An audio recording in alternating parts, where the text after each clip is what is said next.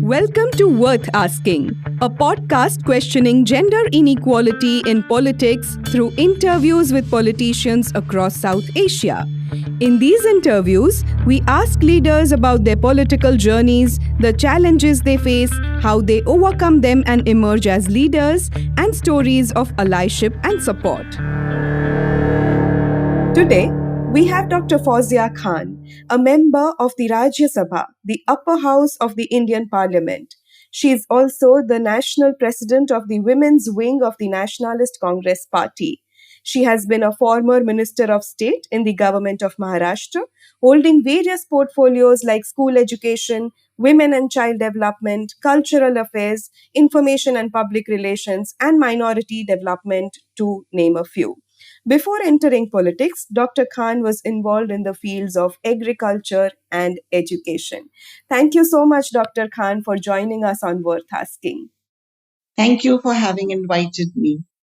Can you tell us a little bit more about growing up as a girl in your region, your aspirations as a child, and eventually your decision to join politics?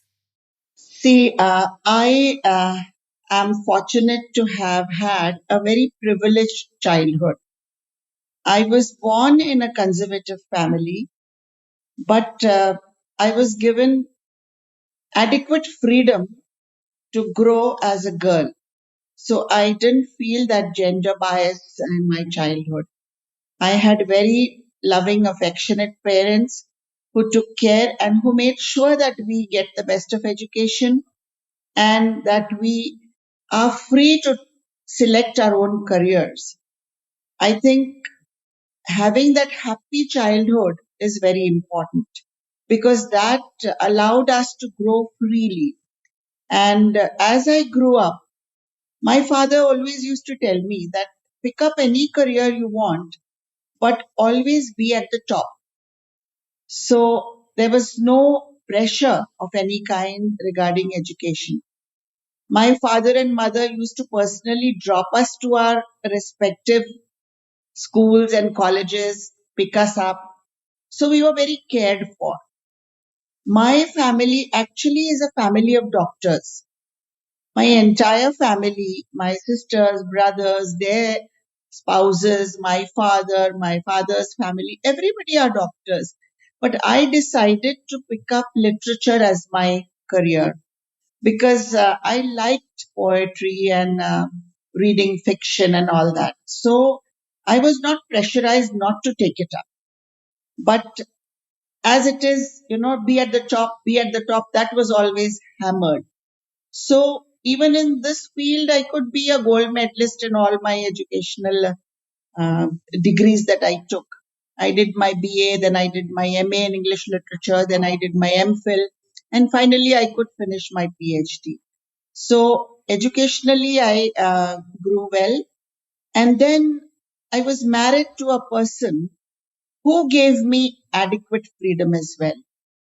So, I did not face the challenges that are faced by a typically, Indian born woman. My husband's family also encouraged me in whatever I wanted to do. So, although we were not very modern in outlook in the sense that, wearing what kind of clothes I wear or what, but we were modern in the outlook in the sense that we had the freedom to make decisions, to think properly, to decide what we want. So that was the kind of freedom we had. And I think that is all that mattered. But, incidentally, I got an offer. I had my educational institutions. I was running them. I was happy in the field of education. I had never thought about politics at all. But then one day, I got an offer for municipal president in Parbhani, where I live. That was a direct election. It was, quite a number of voters as large as an assembly constituency. So initially it was very shocking. I said, no, for me, politics is not the field. I can't do that. But then my family persuaded me. They said, well, you can do larger work. It can be wider for you. So I started with that municipal president election. But Unfortunately, I just got 10 to 15 days to campaign, but I managed to become the leading candidate. But I lost by a very, very narrow margin because of communalism in politics. That was the only reason. Otherwise, I took the lead. I had a very good campaign and all. And then somehow, within 2 months, I was nominated as member of Legislative Council in Maharashtra. And from there, I started working in the Legislative Council. My performance got me an award at the hands of the President, then President Pratibha Tai Patil. Then again, one more tenure as a governor's nominee was given to me. And that time I was made a minister of state with so many portfolios. So I could, meet the challenges, perform well. And then, of course, you know the story you have yourself told me about coming into the parliament. Yes, ma'am. So you talked about your journey from local to state politics and from state to national politics. You also said that there were challenges. Could you talk a little bit more about those challenges and how did you navigate through them? See, the challenges for me were uh, being raised in a protected family. I was not as socially active as I should be. So that confidence, which one should have in mixing up, and also it is gender related because mixing up with everybody and keeping your own dignity also is a big challenge for a woman because when you enter, you have a world where men tend to look at you very differently. You are looked at as an object. You are not looked at as a person with a brain who can equally contribute to the policies. But a woman is looked at like, oh, she's nice looking. She's so people, the way they approach is very disheartening. But then, if you have to go ahead, you have to uphold yourself in a dignified way and move ahead. So that's what I tried to do. And everybody then started focusing on my intellectual abilities, and I could forge ahead in all the work that I have done so. And when you were forging ahead, ma'am, in your career so far, what are those things that you are proud of and why? What I am proud of? Well, I'm proud of trying to fit myself into a system which I initially disliked and, to my satisfaction. I have tried to excel in that and I have won the respect from everybody around. So, that is, I think, what a man looks for. A human being looks for respect and dignity. And I think I'm, fortunate in having won that from everybody around me. I don't think people look down on me. They talk about me respectfully. They listen to me respectfully. I may be, put aside by my colleagues because, they want to politically compete and go ahead. But I am never disrespected. And I think I'm proud of that fact. And ma'am, you have almost 100% attendance as an MP. You have actively participated in the parliamentary duties, be it raising questions or, say, participating in debates or introducing private member bills. So, do you feel that your work and your achievements as a woman politician get the recognition that they deserve? I think I do because the biggest certificate that I got in Rajya Sabha recently is from the chairman of Rajya Sabha, who mentioned that Dr. Fauzia Khan raises questions very well. She's very active. And multiple times he has said this in the parliament and also privately whenever he meets me. So I think there is recognition at some level, but also there is less recognition when it comes to placing you in order of seniority. So generally, you are made to speak last or you are made to speak less. So that is a handicap which I find even in Rajya Sabha, that is attributed to not because I'm a woman or anything. It's because of the sheer numbers that I have in my party. So I can call myself fortunate also because I get to speak often. And I can call myself unfortunate in the sense that I get very less time to speak. So I have to finish whatever I have to say in 2 minutes, 3 minutes. And it is very not satisfying that you are not able to actually put up your argument properly because of shortage of time. Right.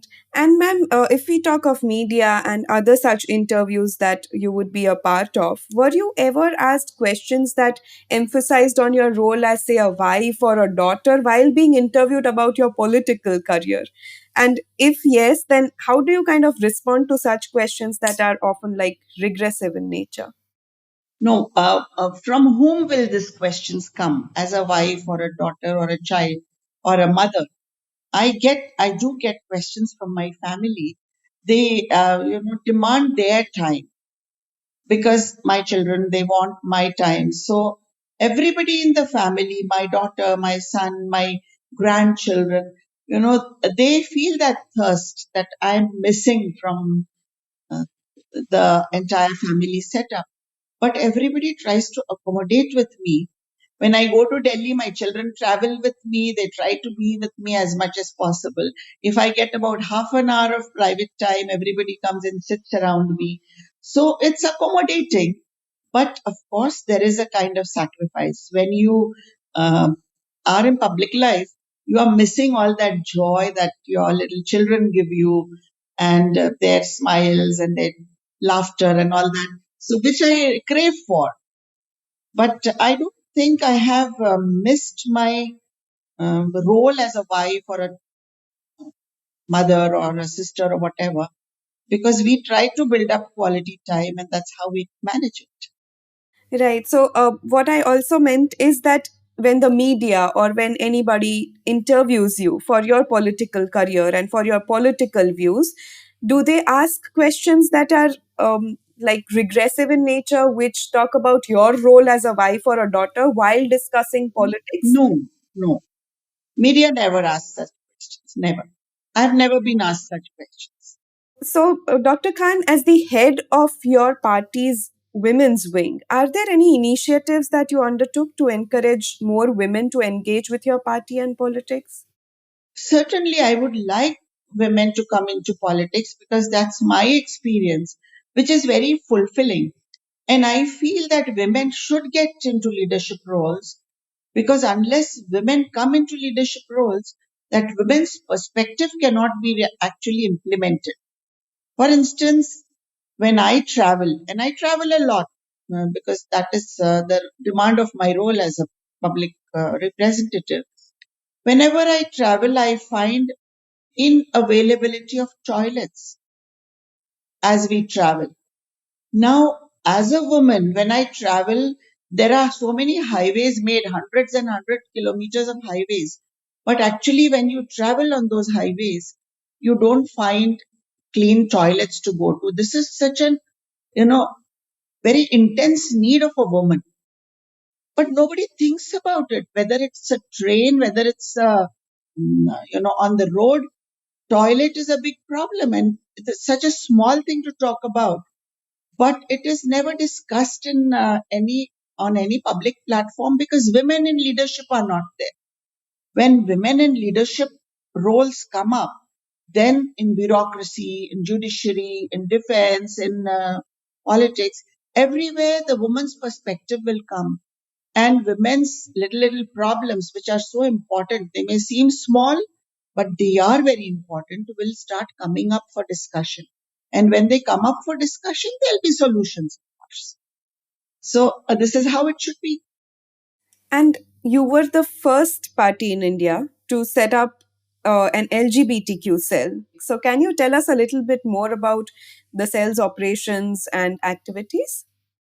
See, in our party, which is now called NCP Sharadchandra Pawar, we have got cells for almost every section of society.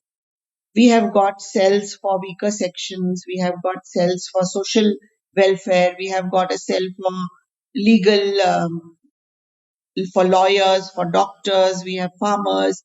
all sections of society, for minorities. LGBTQ is also one very important section of society which cannot be left aside. So we have a cell for them also, which is headed by a person from that section.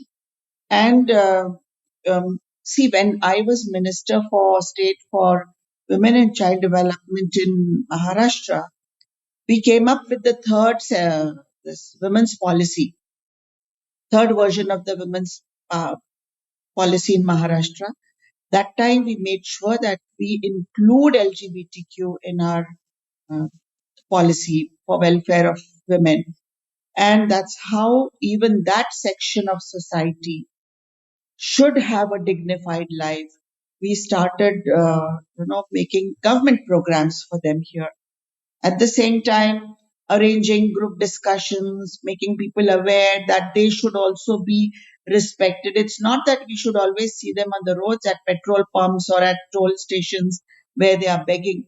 They should get opportunity to get educated. And I have seen so many of them in many panel discussions on different platforms. There are lawyers, there are other social workers who come in, sit with us for debates, and they are also getting opportunity and they are developing. So I'm proud of that fact. And it's indeed commendable, ma'am. If I ask you, what is that one thing that you would like to change for women in politics today? The sheer numbers, the government has given us reservation, passed the reservation bill in assembly and parliament, but that's not still implemented. The condition for implementation is that we should have a census, then we should have delimitation, and then the bill will be implemented. So now how many years will that take? It may take maybe 10 years, maybe 5 years, we don't know. Because the government has to go through a census procedure, then the delimitation procedure. So why that postponement of decision? I feel we should have done it immediately. We should do it immediately. And why should we get scared of losing men voters? If men, see, when we did reservation for women in local bodies, government, that time we didn't think about census and delimitation and all that. It was implemented, and automatically women were replaced by men were replaced by women. So why couldn't it be done now? Again, I want to repeat that if the number of women are adequately represented by women in defense, in armies, in bureaucracy, in judiciary, in the corporate sector, in politics, everywhere when women are there in sheer numbers, in decision making roles, I think it will make a difference. So we have to all work towards that. Even in families, women should have a decision making role. Basically, in our social fiber, women don't take any decision at home. It's only the men who do the decision making, and women are just made to follow. So the social structure also has to change, and for that, all of us have to work. We have to reform without getting scared of anything. Ma'am, you talked about women's representation and its importance. So, what would your message be to young women who are aspiring to join Indian politics? And how would you like to support these women? See, I would just give this message to everybody: get into politics, get into leadership roles, try to be independent and celebrate your womanhood. Don't try to do what some man is doing. Don't try to prove that a man can wrestle, so I will also wrestle. A man can drive, so I will also drive. A man can do this, so I will also do. No, you have got your own capabilities, strengthen them, have confidence in yourself, celebrate your own womanhood. Do whatever your strengths are as a woman, do that to your best. And I think that is how you will gain confidence that you are not lesser than anybody else. So know your strengths, have confidence, and come into leadership roles so that together we change society. At the end, I will only say that we are 50% women in this world. Our population is almost 50%, but we should remember that we are the ones who nurture the other 50% also. So society, 100% is nurtured by women. So who is stronger? Believe in yourself. That's my message to all the women of India. That's very powerful, ma'am. Just one more question from my end, and it's like in continuation to what we just discussed. As a party, how would you like to encourage more women in politics? I'll tell you one incident. In 2006, we arranged a very big program for self-help group women. And at that time, women were not permitted by men to make these self-help groups or go out and take meetings or, involve themselves in these little entrepreneurship programs. But I held a program which was attended by 1,50,000 women. That was in my hometown. Sharad Pawar ji chaired that program. And, for that, I went village to village. I spoke to women. I convinced them, come for this program. So many women attended that program. As I said, a large number of women. We had stalls. We had so many, facilities, trainings and things for them. But what I felt very proud of when one woman, she stood up from the crowd and she said, ma'am, I came for this program. She spoke in Marathi. She said, I came for this program. My husband was telling me, don't go. But I said, no, no, no. Now I am going to go because it is for my own good. So I walked about 10 kilometers. Then I took a rickshaw. And then I came today to attend this program because this is empowering us. So now we are not going to remain backward. We are going to come and work for ourselves. And I'll never forget that. That's how strength comes in. And this is how women should come into politics. Definitely. Dr. Khan, one last question from my side would be, what would you like to tell your colleagues in politics about becoming a better ally for gender equality in politics? We should, first of all, perceive the problems of women, observe them, and then we should study. Study or seeking information is very important for a leader. It's not a very simple job. You need to be well informed about everything. And then you take up these questions to the right platform. And that's how you will be able to give justice to women and you will be able to bring about some change which you are looking for. That's it from my side. Thank you so much, ma'am, for joining us on Worth Asking. It was indeed very insightful and interesting in the way you shared about your journey so far. Thank you very much. Thank you for having invited me. Thank you for joining us on Worth Asking. We express our gratitude to 81 donors who made this year's podcast possible. To learn more about our work and how you can support us, please join our community by visiting www.cgapsouthasia.org/join. If you enjoyed the podcast, please leave us a review and share with your peers, especially young women interested in joining politics. Thank you and stay tuned.